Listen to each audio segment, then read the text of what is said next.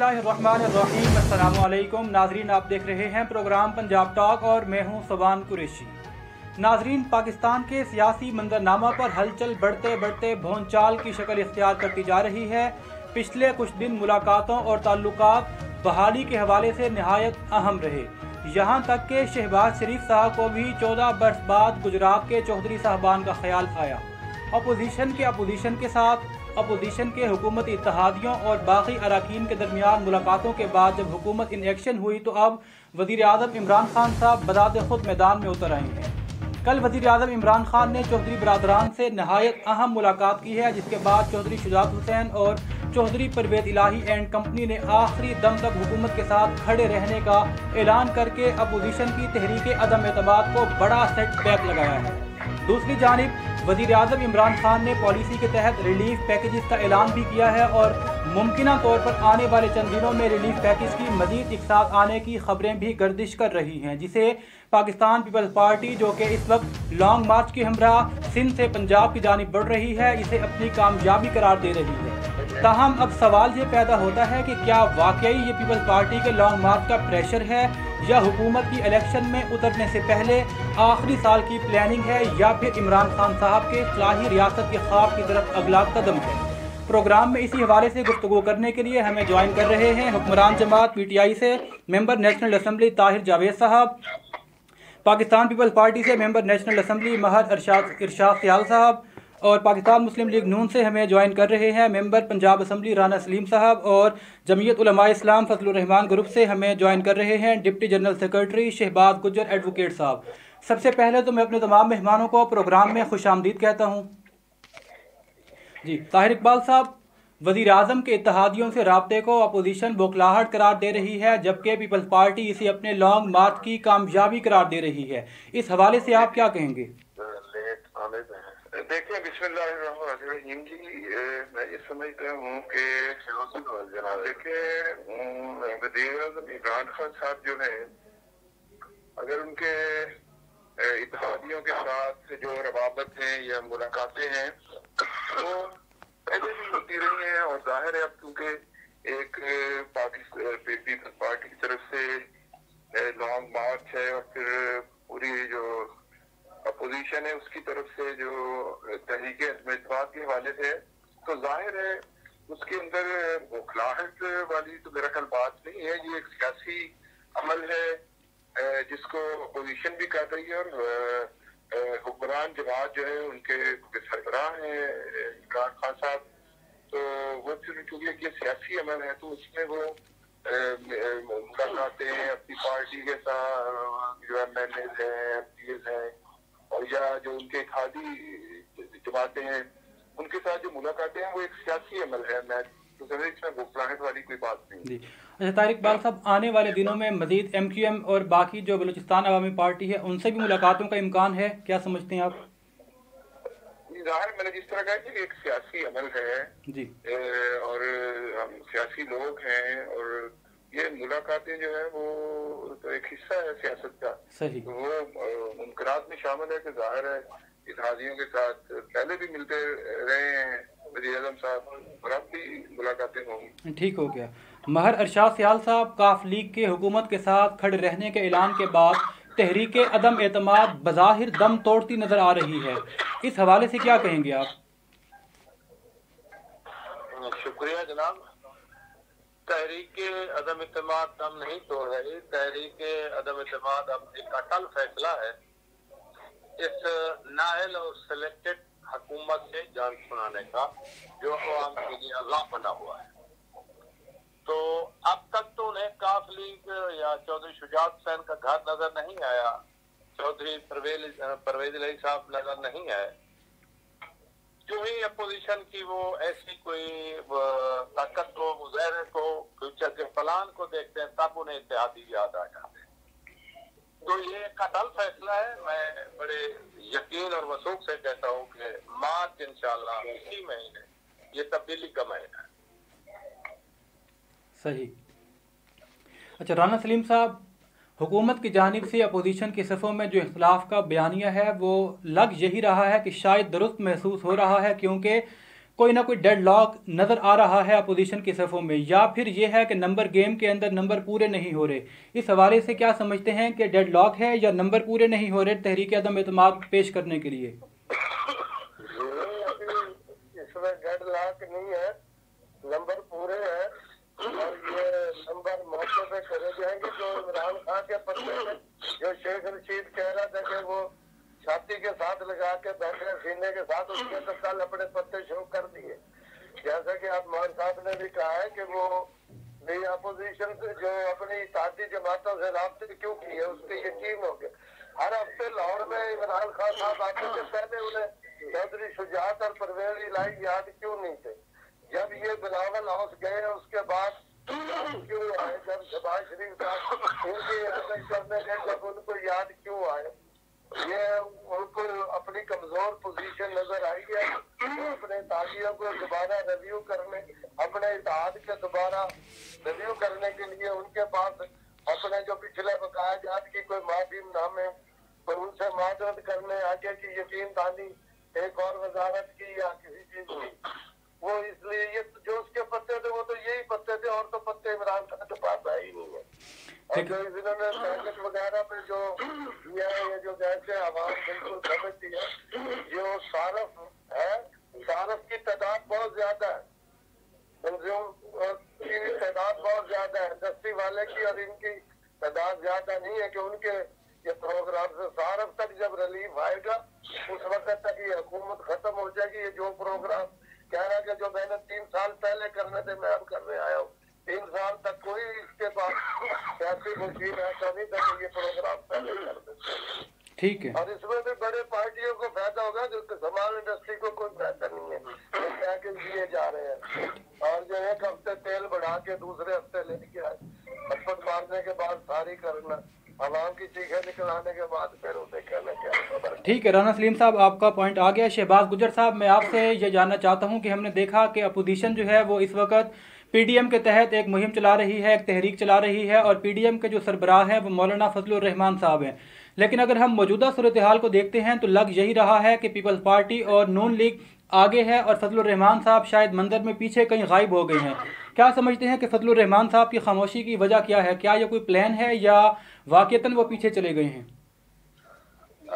बिस्मिल्लाहिर्रहमानिर्रहीम, बहुत शुक्रिया जी आपका, और मेरे दीगर जो पार्टिसिपेंट्स हैं उनको मेरा सलाम पहुंचे। जहाँ तक आपके सवाल का तल्लुक है, गुजारिश ये है कि जमीयत उलमा इस्लाम ने 2019 में, आपको इल्म है, अक्टूबर के एंड पर 2019 में एक तारीखी आज़ादी मार्च किया था, और वो मार्च जो है वाकईतन उसको इंटरनेशनल लेवल पर, मुल्की लेवल पर पुरअमन, पुरमज़, जामे और अवाम का जो जम्मे गफीर था वो आप सब के सामने है। तो इस हवाले से मुख्तलिफ स्टेप्स हैं, और अभी जो अदम इत्मीनाद के हवाले से जो महागर्म है, इसमें अपोजिशन जो है वो पार्लियामेंट में मुतहद है, और ये लॉन्ग मार्च और जो है अदम इत्मीनाद, ये जो है आईनी और पार्लिमानी हक है सियासी जमातों का और पार्लियामेंट के अंदर जो है। तो इस हवाला से अपोजिशन जो है वो यकसू हो गई है, और अदम इत्मीनाद जो है अपना आईनी और पार्लिमानी हक इस्तेमाल करने जा रहे हैं। लेकिन शहबाज गुजर साहब, मौलाना फजलुर रहमान साहब पीडीएम की सरबराही में वो जनाब अपना आसिफ अली जरदारी साहब, बिलावल साहब और पूरी अपोजिशन के साथ हम वक्त जो है वो राब्ते में है।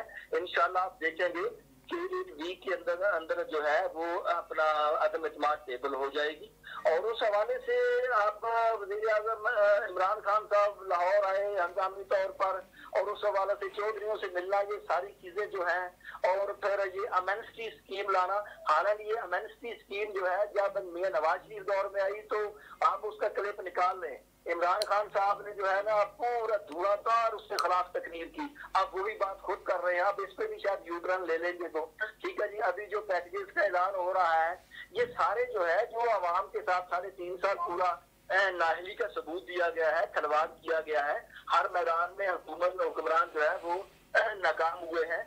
ये जो सारी जो है ना जी, ये चौधरियों के यहाँ और दीगर लोगों के खिलाफ अब जो राब्ते हैं इमरजेंसी बुनियादों पर और जहांगीर तरीन के साथ जो है माजद खाना राब्ता जो है, ये सारी चीजें जो है ये हुक्मरानों की बात हवासियां हैं, और इंशाल्लाह ये हुक्मरानों की बदहवासियां इनकी अलविदाई हिचकियां साबित होंगी। ठीक हो गया शहबाज गुजर साहब, आपका पॉइंट आ गया। प्रोग्राम में वक्त हुआ चाहता है एक मुख्तसर से ब्रेक का, हमारे साथ रहिएगा। कामयाबी के दरख्शां 15 साल टोबा टेक सिंह और समुद्री में आइडियल लाइफस्टाइल मुतारिफ करवाने वाला मुस्तनद नाम आर्च होम डेवलपर अब आपके शहर शोरकोट सिटी में पेश करते हैं आर्च वैली शोरकोट सिटी। मुकम्मल गेटेड कम्युनिटी, 50 फुट कुशादा road, modern landscaping, commercial market, community centre, मस्जिद और सबसे बढ़कर नहरी पानी की फराहमी। 5, 7, 10 मरला के रिहायशी प्लॉट्स, सिर्फ 25% एडवांस और बाकी अदायगी 4 साल की आसान अक़सात में। किराएदारों के लिए खुसूसी पेमेंट प्लान। तो बनाइए अपना घर, अपनी जन्नत। Arch Valley Shorkot city, Kent Road, opposite Degree College, Shorecoat City. For further details, 0313-602-1111. Welcome back नाजरीन। ब्रेक पर जाने से पहले हम इमरान खान साहब की जो अपनी इत्तेहादी जमात काफ लीग से मुलाकात हुई थी उसके हवाले से गुफ्तगू कर रहे थे। ताहिर साहब, ज़रा ये बताइएगा कि हुकूमत ने जो रिलीफ पैकेज का ऐलान किया है, हुकूमती कश्ती को किस हद तक आप समझते हैं कि इससे सहारा मिल जाएगा, और जब महंगाई के तमाम इशारे हाई इंडेक्स पर हैं तो इस रिलीफ पैकेज के लिए रकम आएगी कहाँ से?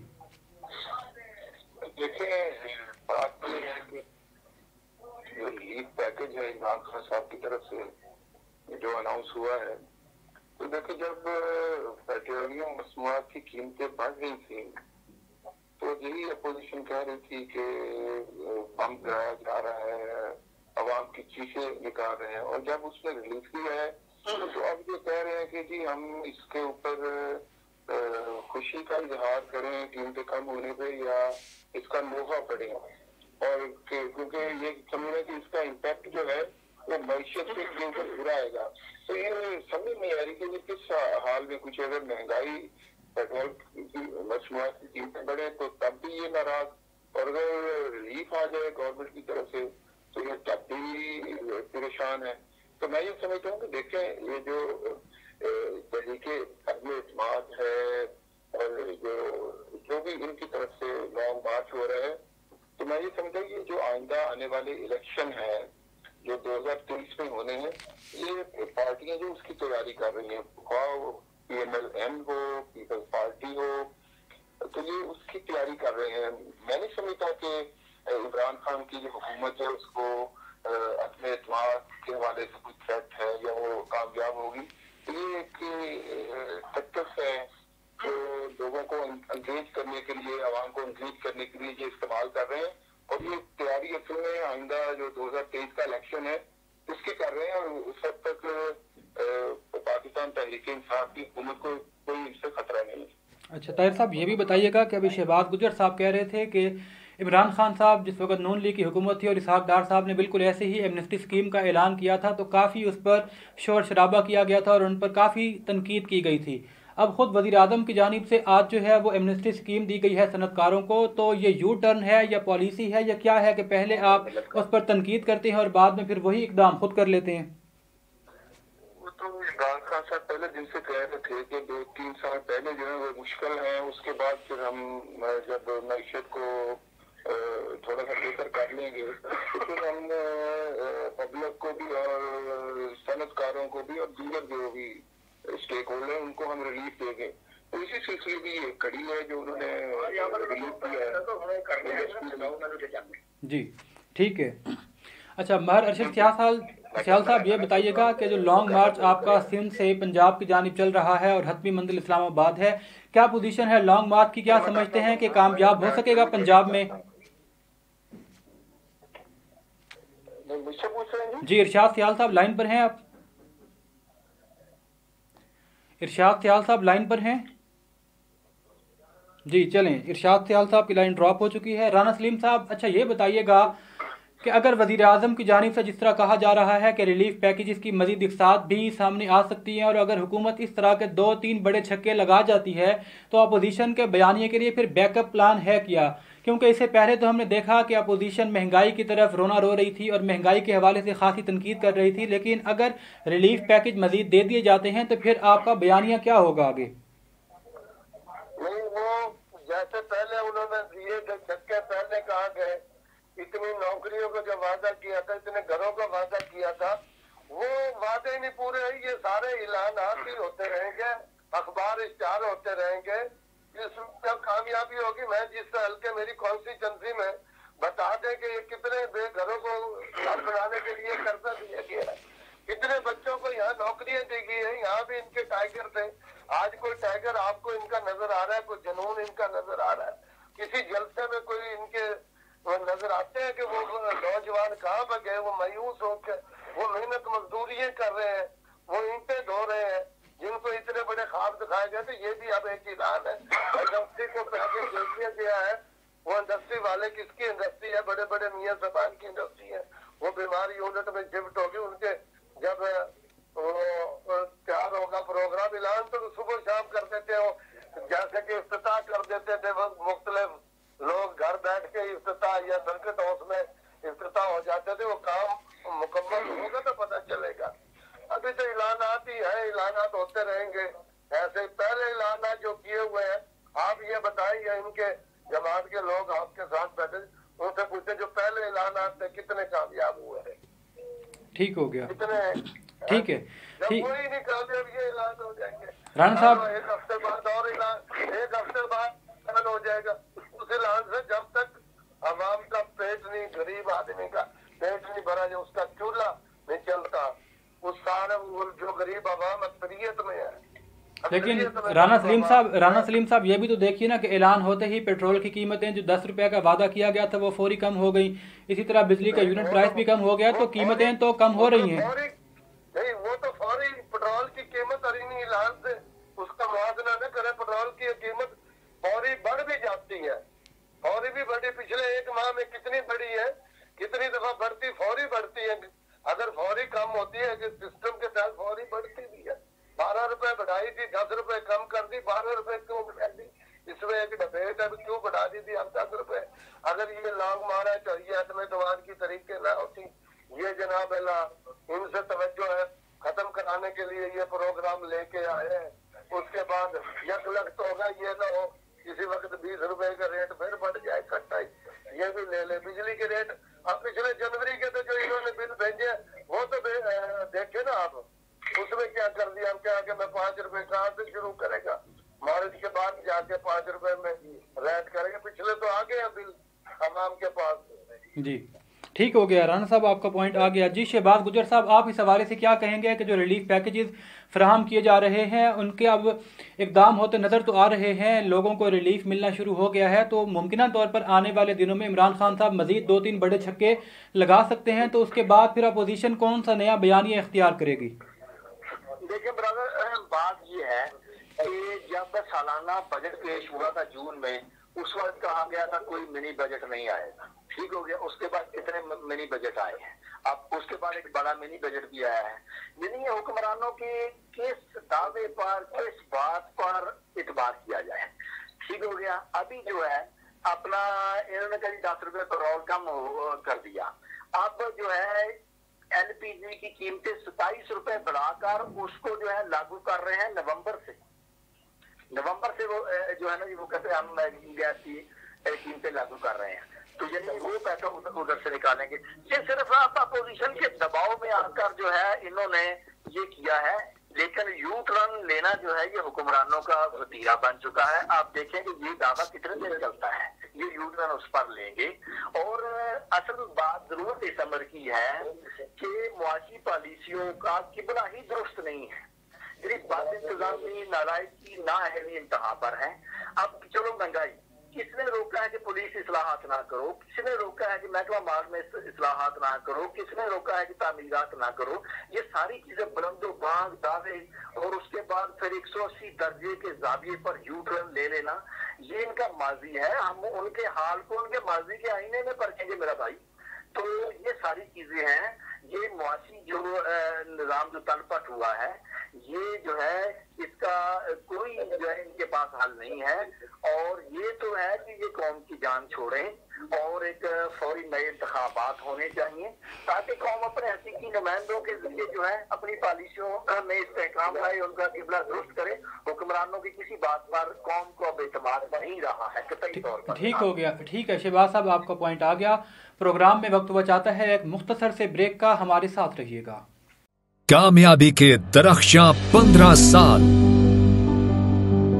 टोबा टेक्सिंग और समुद्री में आइडियल लाइफस्टाइल मुतारिफ करवाने वाला मुस्तनद नाम आर्च होम डेवलपर अब आपके शहर शोरकोट सिटी में पेश करते हैं आर्च वैली शोरकोट सिटी। मुकम्मल गेटेड कम्युनिटी, 50 फुट कुशादा road, modern landscaping, commercial market, community centre, मस्जिद और सबसे बढ़कर नहरी पानी की फराहमी। 5, 7, 10 मरला के रिहायशी प्लॉट्स, सिर्फ 25% एडवांस और बकी अदायगी 4 साल की आसान अक़सात में। किराएदारों के लिए खुसूसी पेमेंट प्लान। तो बनाइए अपना घर, अपनी जन्नत। Arch Valley Shorkot city, Kent Road, opposite Degree College, Shorecoat City. For further details, 0313 602 1111.